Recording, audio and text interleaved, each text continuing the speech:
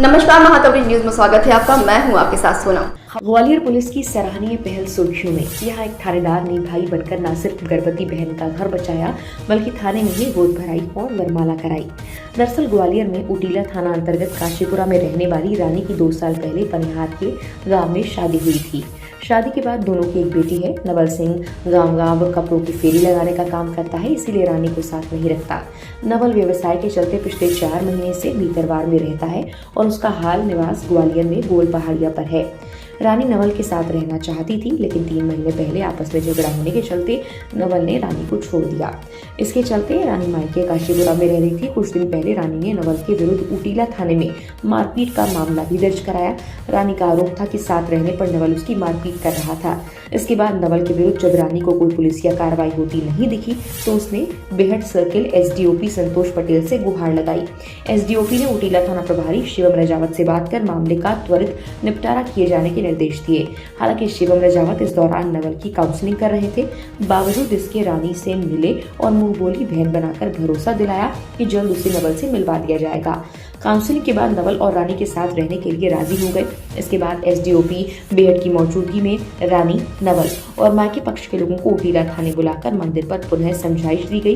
Police के प्रयास रंग लाए, दोनों साथ रहने को तैयार हो गए। जब मामला समझौते सुलझता हुआ दिखा तो उटीला थाना प्रभारी शिवम रजावत ने थाने में अपनी मुंहबोली बहन रानी की गोद भराई की और वरमाला कराई। इस दौरान एसडीओपी और थाना प्रभारी ने रानी और नवल को ढेर सारे उपहार और फल दिए। साथ ही दोनों को हंसी खुशी विदा किया। ऐसे ही एक थाना प्रभारी ने अपनी मुंहबोली बहन का घर उजड़ने से बचा लिया। अब बेहट सर्किल के एसडीओपी संतोष पटेल और थाना प्रभारी शिवम रजावत के प्रयासों की चौतरफा सराहना हो रही है। एक शिकायत आई कि मेरे पति ने मेरे साथ मारपीट की और मैं गर्भवती हूँ, मुझे मायके पे छोड़ दिया, पिछले 3 माह से लेने नहीं आ रहा।